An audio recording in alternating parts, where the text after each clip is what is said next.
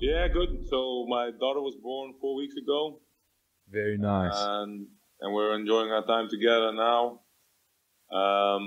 Training has been a little low, but I've been picking it up again. So I'm training 4, 5, 6 times a week again. Not as much as usual, but trying to bring it back up. Okay, and I see you've been competing quite a bit in the jiu-jitsu scene. Yeah, there was a few tournaments here in Holland, which earned some money. So Okay, I'm always down to earn some money. So. cool, man. What I want to ask you is just for the South African fans to maybe get a little bit of insight about your journey as a martial artist. So, if you can just guide us through, how did you get into? Obviously, you started with jiu-jitsu. How did that all start out? So I was a judo guy for all my entire life till 20 years old. Did a lot of competition as judo as a kid. Then I moved to a different city for my study physical therapy, and I was looking to compete in judo again, but there wasn't really a good gym here. I heard about jiu-jitsu before, and I found a gym to train at. Went there the first time, and for some reason I beat everyone in the first two trainings. So I said, "What the fuck is this shit? I'm not going to try this. This is rubbish." So I never went back again. And then half a year later, I found another gym, and a friend of mine asked me to come over and try sometime. So I went in expecting the same result, but things went a little bit differently because all the small guys stepped me out a few times.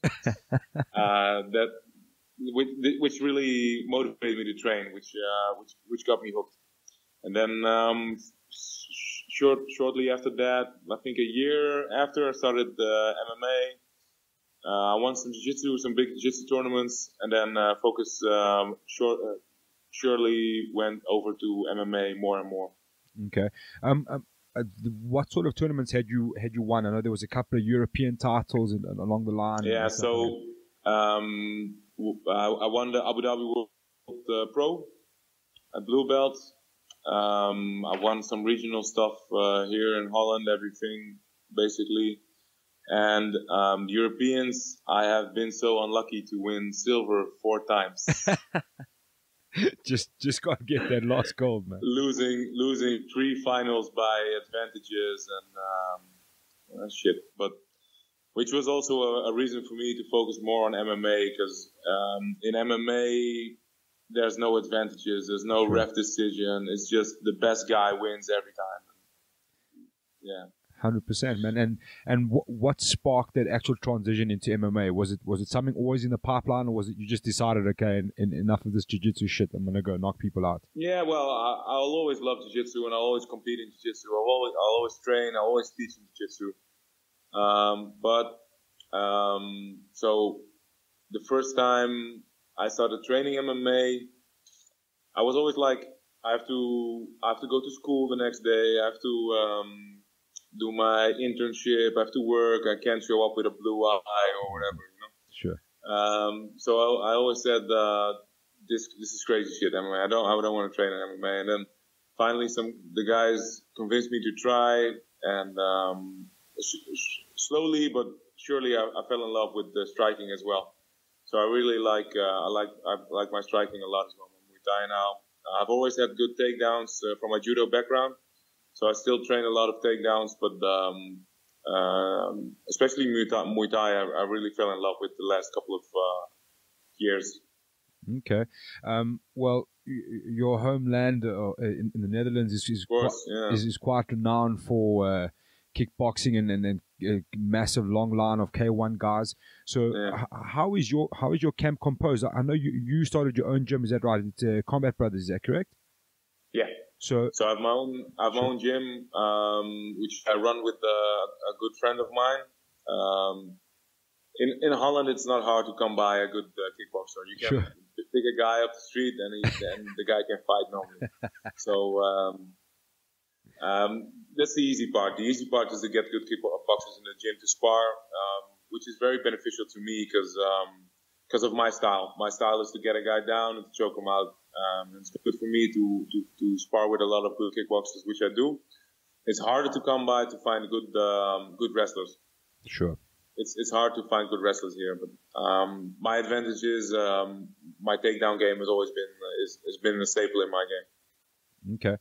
So would you say you focus more on your judo as a strength from a long background of judo to have that ability to get the fight to the ground? Yeah. Okay, 100%. Yeah, I always do. I think I can throw anybody in my winner weight division. I think I can throw anyone. 100%, man.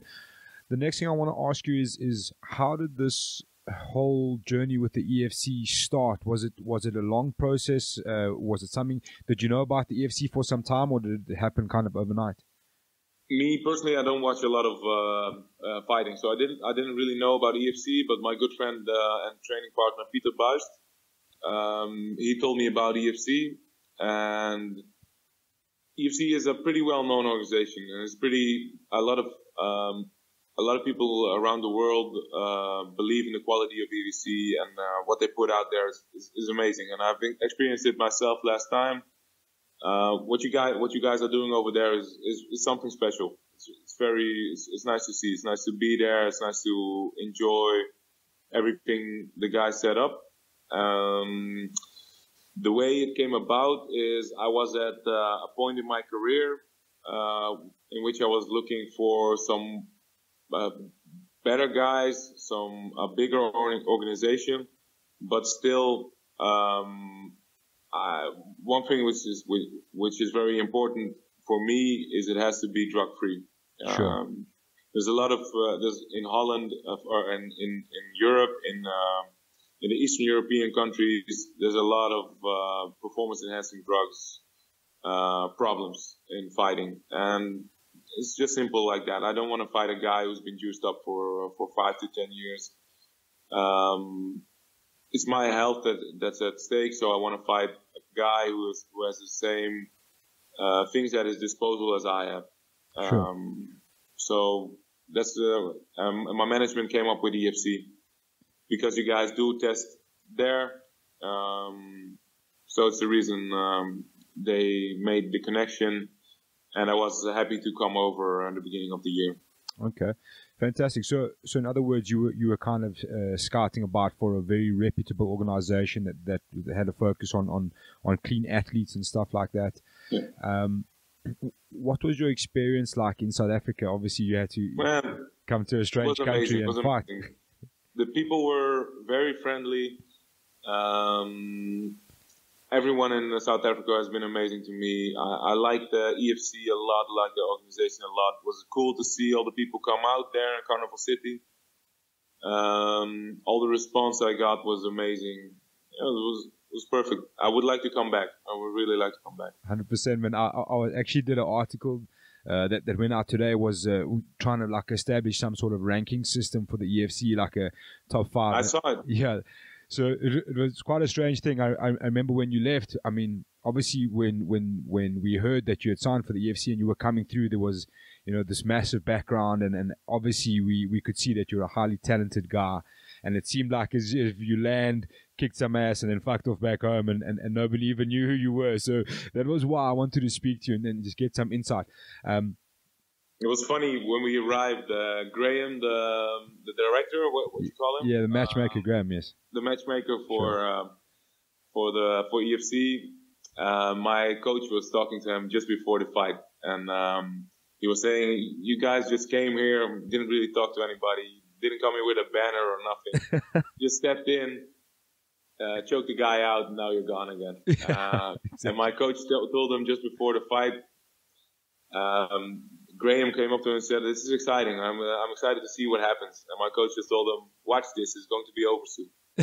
And it was.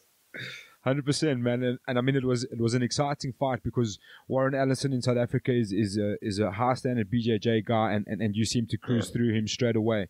So have you obviously had a look at the champ, which is Dricus du Plessis? Yeah, Dricus. There's obviously kind of like a bit of a balancing act at the moment, and we were waiting to see what's going to happen. Have you? I don't think he's going to fight in EFC soon. I think he's going to stick with KSW for now. Okay, so what do you think? What's your opinion? What should happen in that division? Have you had a look at it and given it any thought? Yeah, what I think what should happen is I'll fight him in October. Okay. That's what I think what should happen. But as what I've heard via my management, I don't think that's going to happen for now. I don't think he's down to fight. Okay, and have you had a look? I don't. Sorry, you said you don't know. I don't know, but this is what I seem to hear. And have you had a look at the rest of the division? Is there anyone else there that might excite you? Not really. They tried to link me with the Roadman before. So before I fought Warren, but I don't think he's. In all due respect, I don't think he's at my level at this moment. So I don't know who's there. I don't know who's there except Rodriguez. Okay, 100%, man. And just looking forward beyond, what is your ultimate goal as an MMA athlete? Is it to reach the UFC and push on? Yeah, next step should be UFC. Okay. So we've been talking to them the last few months. Everything is positive. They tell me I have a good shot to make it there, to get a fight there, but nothing really materialized yet. So I'm going to take a fight somewhere in the end of this year. If it's UFC, it will be perfect. If it's not, I would like it to be EFC if they come up with a good guy for me. 100%. Do you think an EFC belt might just be that final hurdle to get you into the EFC? Yeah, man. Why not? If Dricus wants to defend, I'll be happy to go. 100%. And what do you make of Dricus? Obviously, I'm guessing you've had a little look at him, seeing as he is the champion of your division. What do you make of him as an athlete? He's an amazing guy, man. Amazing performance last time in KSW. But I think he's good all around, but he's not great anywhere. Okay. And I think there's a lot of things I can exploit in his game. If you look at his last fight at KSW, he finally wins because his opponent gasses out, or his conditioning is not fully there of his opponent, but he gets rocked in the first round. He takes a few shots, and he takes a shot very well. Let's say that, and he is a very nice all-round game. But I think if I can put my hands on this guy, I can choke him out first. 100%, man. The last thing I want to ask you before you go, obviously you mentioned your daughter's just been born. You work as a physiotherapist, am I right? Yeah. So just talk us through your day, how you balance and wear all of these hats all in at the same time. So with my daughter being born now, everything is in shit. So everything is all over the place right now. But normally in camp, I start work at 8 in the morning. Then I work till 11, 12. Go to the gym, do some conditioning, some jiu-jitsu, whatever. I have a set schedule for that. Go back to work a few hours, go back home, have some dinner, then go back to the gym, do two workouts at night. Okay. Every day, and then in the weekend as well. I usually just keep going. Okay, just keep going forward. Yeah. 100%. Might as well, right?